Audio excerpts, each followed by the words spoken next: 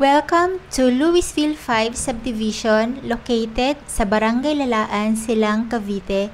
Ito po yung property na hawak ko ngayon malapit sa Tagaytay na Klimang Tagaytay at saka wala pang 1 million. And itong property po na ito, kapag po nagfa-fogs ang Tagaytay ay nagpa-fogs din po dito. Malamig po dito at saka mahangin.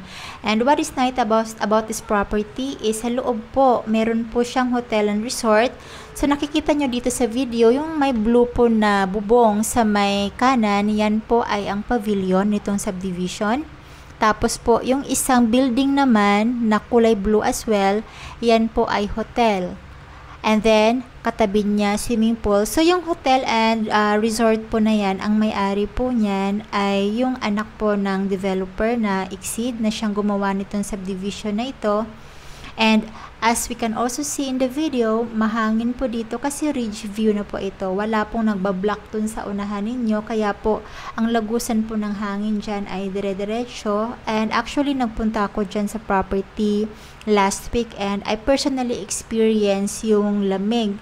Tapos po yung parang foggy environment kapag hapon. So may available po ako dito. Minimum cut natin is 150 square meters at wala pa pong 1 million dyan. Kaya pag naghahanap kayo ng parang rent-to-own scheme lamang yung payment, ay this property is for you kasi 5 years to pay po ito. If you need more properties below 1 million na malapit sa Tagaytay, click nyo na lamang po yung next video ko. I have more to show you para po mayroon kayong choices.